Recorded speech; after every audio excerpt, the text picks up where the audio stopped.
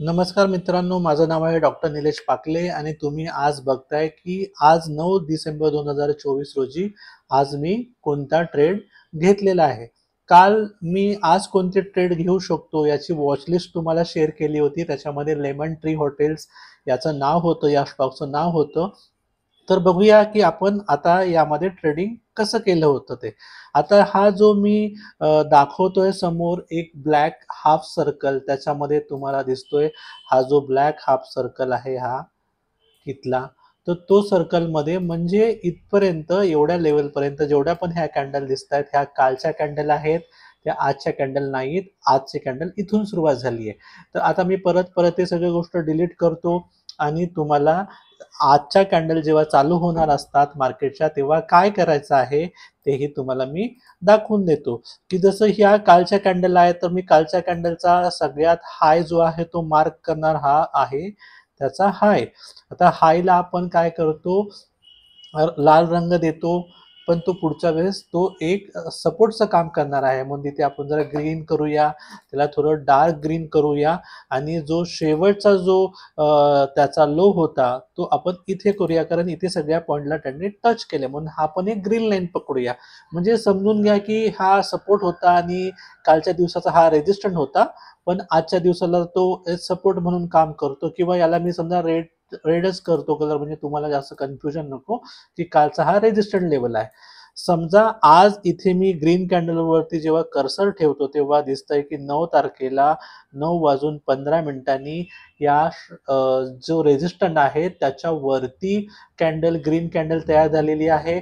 आणि त्याच्या आदल्या दिवसाची कॅन्डल जर तुम्ही बघाल तर ही आदल्या दिवसाची कॅन्डल आहे, ती रेडच्या ह्या रेड लाईनच्या खाली आहे आणि आजची कॅन्डल आहे ती रेड लाईनच्या वरती आहे, कारण तुम्हाला ही ग्रीन कॅन्डल 9:15 किंवा 5 मिनिटाची म्हणू शकता, ती तुम्हाला समोर दिसती आहे. तर जेव्हा ही कॅन्डल तयार झाली याचा असा अर्थ होतो की मला त्या स्टॉकमध्ये लक्ष द्यायचं आहे, कारण तिने शेवटचा ही रेजिस्टंट लेवल आहे ती तोडलेली आहे. आता सगळ्यात महत्त्वाचं म्हणजे जेव्हा पहिली कॅन्डल तयार होते त्यानंतर मी बिलकुलही दुसऱ्या कॅन्डलला लगेच बाय घेत नाही. मी वेट करतो त्या कॅन्डलचा जो हाय आहे तो दुसरी कॅन्डल तोडते की नाही, किंवा ती कॅन्डल दुसऱ्या कॅन्डल ज्या आहेत त्या परत खाली पडतायत का, की त्या स्टॉकची किंमत खाली पडते याच्यावर आपल्याला नजर ठेवायची असते. तर पहिली कॅन्डल तर ग्रीन तयार झाली तर माझं या स्टॉककडे लक्ष गेलं आणि त्याचा व्हॉल्यूमकडे पण लक्ष गेलं. म्हणजे आपल्याला दोन्ही पण गोष्टी बघायच्या आहेत, व्हॉल्यूम पण बघायचं आहे आणि कॅन्डल पण बघायची आहे. पण ह्या दुसरी कॅन्डल रेड तयार झाली आणि मी त्या ठिकाणी फक्त लक्ष द्यायसाठी थांबलो. मी अजिबात त्या स्टॉकमध्ये एंट्री घेतली नाही. आता या पुढे मी बोलण्याच्या आधी तुम्हाला एक गोष्टीची आठवण करून देतो की मूव्हिंग ॲव्हरेज ज्या असतात, आता इथे मूव्हिंग ॲव्हरेज कुठल्या आहेत, ही ग्रीन कलरची मूव्हिंग ॲव्हरेज आहे आणि ही पिंक कलरची मूव्हिंग ॲव्हरेज आहे. ह्या मूव्हिंग ॲव्हरेज नेहमी सपोर्टचं किंवा रेजिस्टन्सचं काम करतात, हे आपण मागच्या व्हिडिओमध्ये पाहिलेलं आहे. आणि जर आपण प्रिव्हियसली बघितले, याच्या आधी पण बघितलं, तर दररोज हे मागचे 2 दिवसाचे कॅन्डल्स दिसतायत. प्रत्येक वेळेस कॅन्डल खालीपर्यंत जाते, ब्लू पर्यंत, सॉरी, या पिंक कलरच्या मूव्हिंग ॲव्हरेजपर्यंत. म्हणजे ब्लू कलरची आहे ती 20 दिवसाची आहे आणि पिंक कलरची आहे ती 50 दिवसाची मूव्हिंग ॲव्हरेज आहे. त्याच्याकडे जातोय तो स्टॉक परत वरती जातोय, पण तो बिलकुल बी पिंक लाईन तोडत नाहीये. इथं ते ग्रीन लाईन तोडत नाहीये, इथे ग्रीन लाईन तोडत नाही. म्हणजे तुम्हाला लक्षात आलं असेल की ही जी ब्ल्यू लाईन आहे ती किती सपोर्टचं छान काम करते.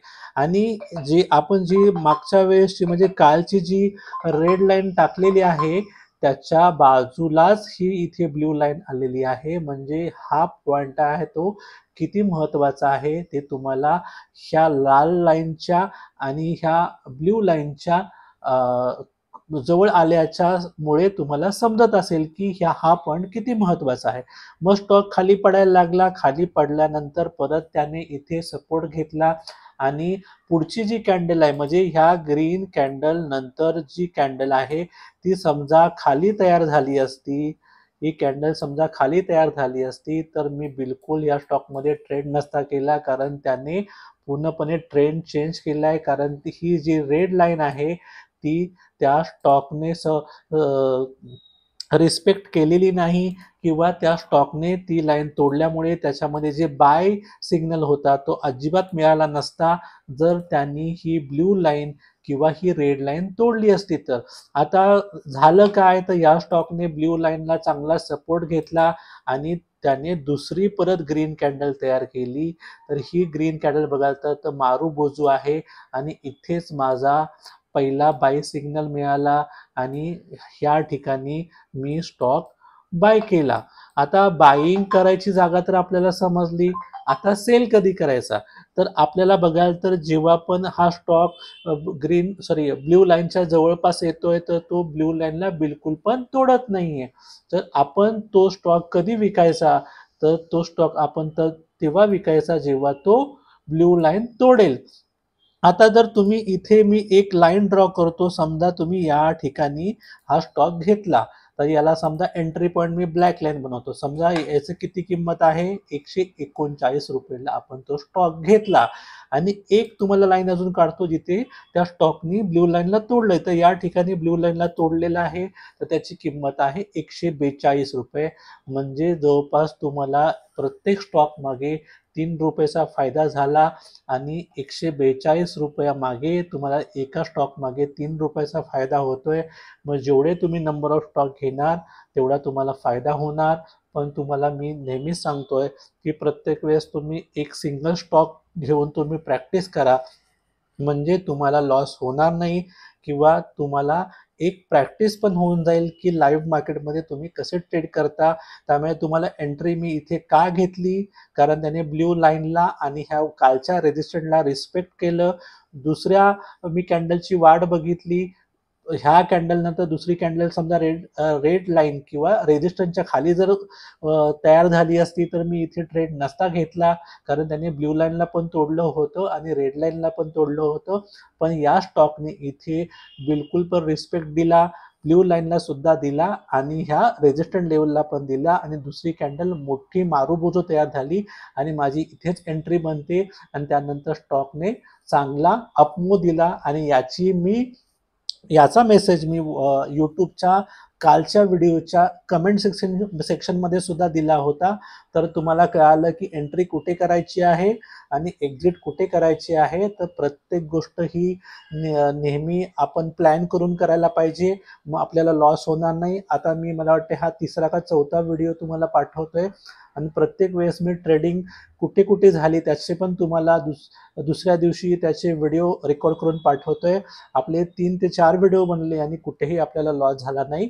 याचं फक्त एकच कारण की आपण नेहमी डेटा पॉईंटचा विचार करून स्टॉक निवडतोय आणि स्टॉक निवडल्यानंतर सुद्धा स्टॉकमध्ये एंट्री घेताना त्या गोष्टीचा आपण विचारपूर्वक एंट्री घेतोय आणि विचारपूर्वक आपण एक्झिट किंवा त्यामध्ये सेल करतोय. हे सगळ्या गोष्टी जेव्हा जुळून येतात तेव्हाच फायदा होतो आणि ही गोष्ट शिकवण्यासारखी नसते, ती तुम्हाला प्रॅक्टिसनीच येणार आहे. म्हणून तुम्ही सिंगल स्टॉक बाय आणि सेल करायला सुरुवात करा. तुम्ही सध्या शिकताय, तुम्ही बिलकुल पण फायद्याच्या लोभामध्ये जाऊ नका, जास्त इन्व्हेस्टमेंट करू नका, कारण तुम्हाला त्याची अजून सवय नाहीये, लॉसची सवय नाहीये झालेली, त्यामुळे मार्केटची सवय झालेली नाहीये. त्यामुळे अजिबात स्टॉकमध्ये जास्त इन्व्हेस्टमेंट करू नका. सुरुवातीला आपण कमी इन्व्हेस्टमेंटमध्येच शिकायला पाहिजे. त्यानंतर दुसरी गोष्ट गुड न्यूज तुम्हाला सांगायची आहे की आता मी प्रत्येक आठवड्याला 2 किंवा 3 स्टॉक असे स्टडी करणार आहे, ज्याच्यामध्ये ज्या लोकांना रोज स्टॉक मार्केट अटेंड करता येत नाही किंवा ट्रेडिंग नाही करता येत, अशा लोकांना एक इन्व्हेस्टमेंट कशी करायची किंवा पोझिशनल ट्रेड कसे घ्यायचे. म्हणजे आज जर मी स्टॉक एखादा विकत घेतला तर तो 10-15 दिवसांनी किंवा महिन्यांनी कसा विकायचा, कोणता सिग्नल आल्यावर विकायचा, ज्याच्यामुळे मला रोज स्टॉक मार्केटला बघायची गरज नाही. दिवसातून एकदा जरी मी स्टॉक मार्केट उघडून बघितलं तरी चालेल.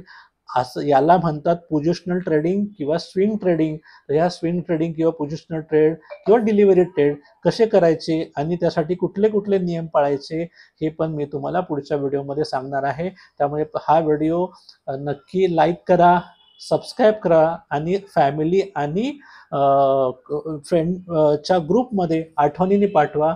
धन्यवाद. Thank you very much.